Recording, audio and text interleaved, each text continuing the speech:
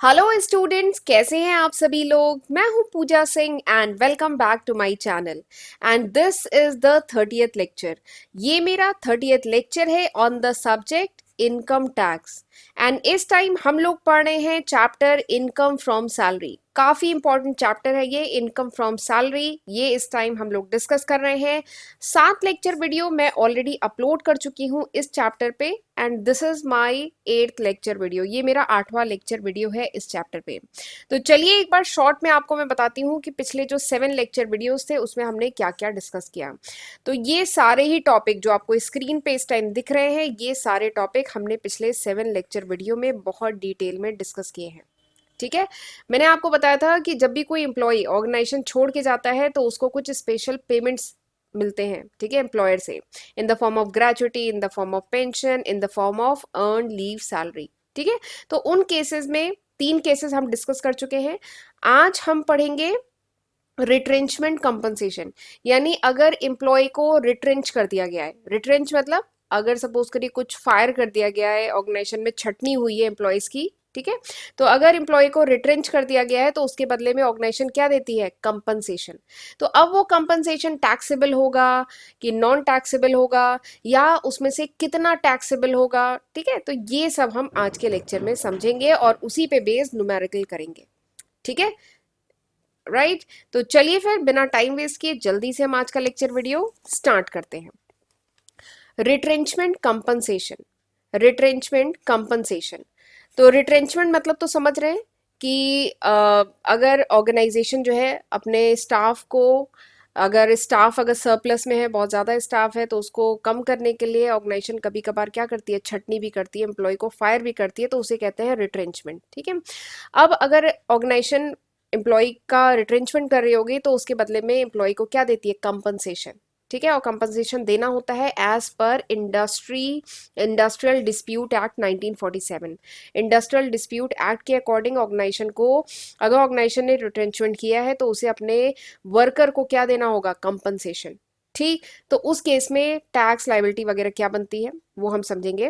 तो देखिए मैंने लिखा है कि एनी कंपनसेशन, कोई भी कंपनसेशन जो रिसीव करता है workman under the industrial dispute act 1947 at the time of retrenchment.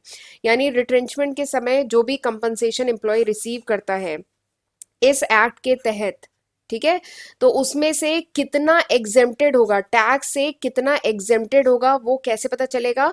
उसके लिए 3 क्लॉजेज हैं, पहला, दूसरा, तीसरा, 3 पॉइंट है। ठीक है। उनमें से जो लीस्ट होगा that amount would be exempted, वो होगा एग्जेम्प्टेड फ्रॉम टैक्स।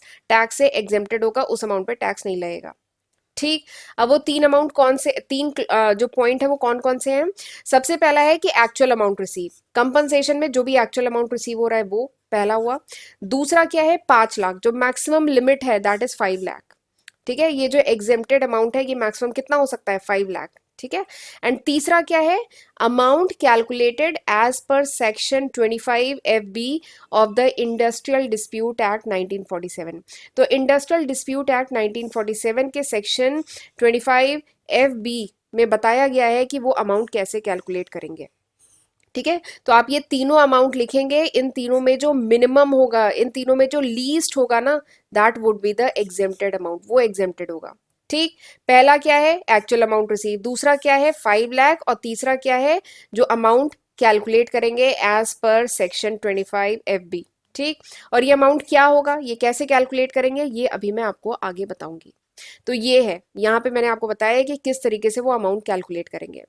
तो इंडस्ट्रियल डिस्प्यूट एक्ट 1947 में बताया गया है कि जो अमाउंट ऑफ कंपनसेशन है ये कैसे कैलकुलेट करेंगे, ये होगा 15 डे एवरेज पे।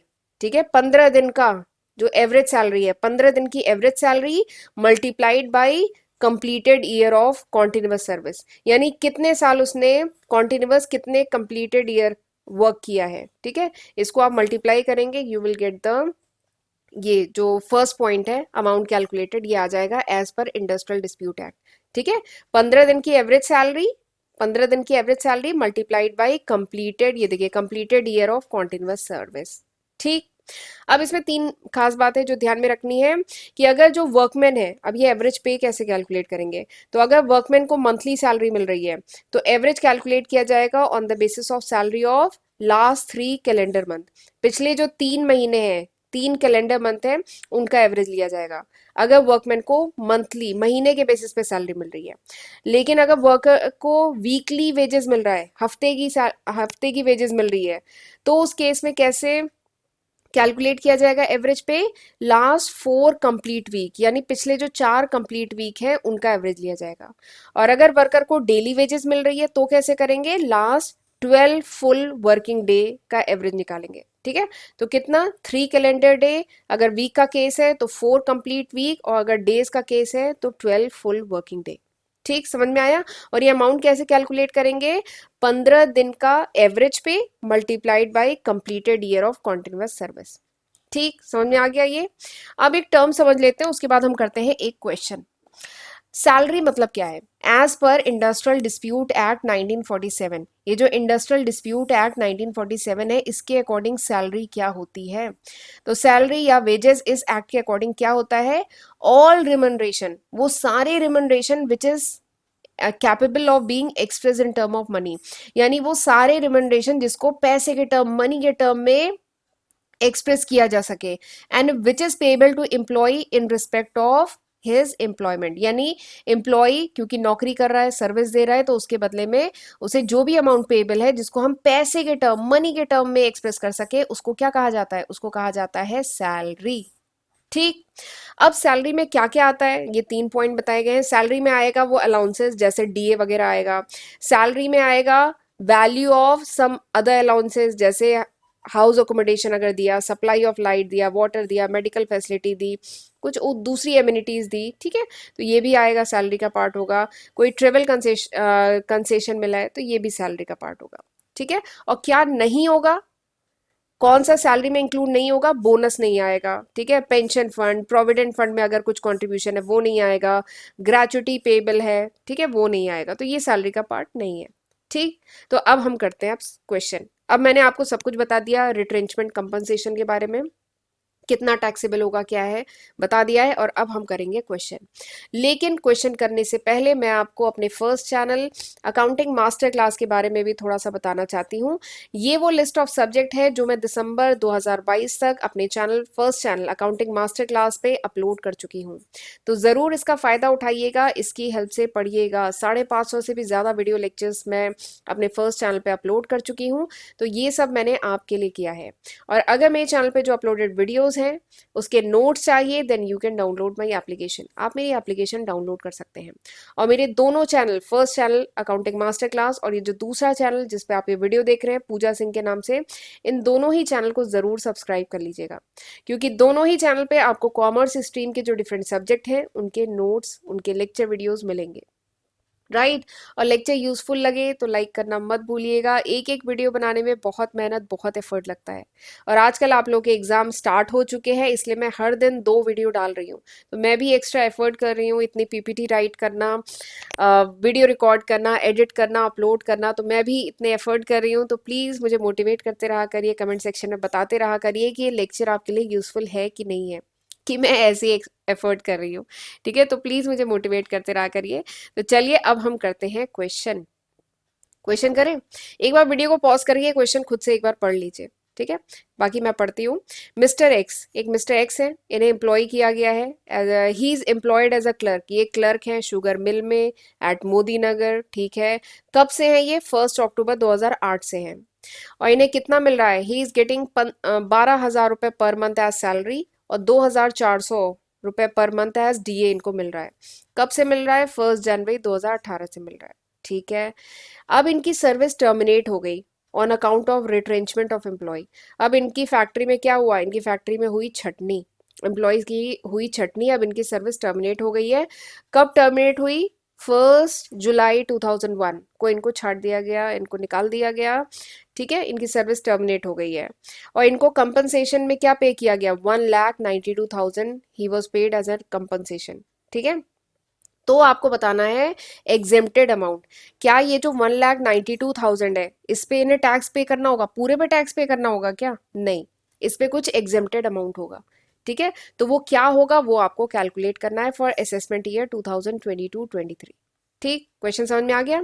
तो मैंने आपको बताया था 3 पॉइंट है, इन तीनों में जो लीस्ट होगा that would be the exempted amount. ठीक है, जिसमें पहला क्या था, पहला था अमाउंट रिसीव, यानी एक्चुअली में कितना अमाउंट रिसीव हुआ है। तो बताइए एक्चुअली में कितना अमाउंट रिसीव हुआ है, 1,92,000 इनको कंपनसेशन मिला है। ठीक है, दूसरा क्या है अमाउंट, दूसरा अमाउंट है मैक्सिमम लिमिट, यानी मैक्सिमम इनको एग्जेम्पशन कितना मिल सकता है, वो है 5 लाख। ठीक, तो ये दो अमाउंट तो हमने लिख दिए। अब जो तीसरा अमाउंट है वो क्या था, 15 दिन की एवरेज पे था ना, 15 days एवरेज पे फॉर 15 day एवरेज पे for completed year of service था ना, for completed year of service यही था। ठीक है, तो 15 डे का एवरेज पे कैसे निकालेंगे, देखिए सबसे पहले तो इनका सैलरी निकाल लेते हैं। 12,000 इनकी सैलरी थी और डीए कितना था 2,400, यानी कितना आ गया 14,400, यानी कितना आ गया 14,400। तो ये आ गए इनका 14,400 इनका एवरेज पे। ठीक है, इसमें कितने बाकी कुछ इन्फॉर्मेशन दी नहीं है, तो डायरेक्टली हम इसी को एवरेज पे ले रहे हैं, 14,400 एवरेज पे आ गया। अब इन्होंने कितने साल काम किया, ये इनकी एवरेज पे पूरे महीने की आई है। हमें 15 दिन की चाहिए, तो हम क्या करें, डिवाइडेड बाई 2 कर दें। ये तो इनका 14,400 पूरे महीने का है ना, हमें तो 15 दिन का चाहिए, तो डिवाइड बाई 2 कर दिया।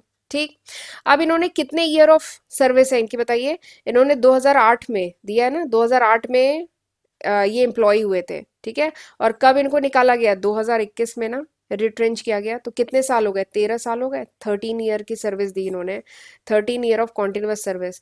तो ठीक है, मल्टीप्लाई कर दे 13 से। ये चीज समझ में आ रही है, ये हो गई सैलरी पूरे पूरे महीने की। इसको डिवाइड बाई 2 किया तो क्या आ गई 15 दिन की। अब इसको मल्टीप्लाई किया 13 से, यानी 13 ईयर ऑफ कॉन्टिन्यूस सर्विस। ठीक, और जब आप इसको कैलकुलेट करेंगे यू विल गेट 93,600। ठीक, क्या आ गया 93,600।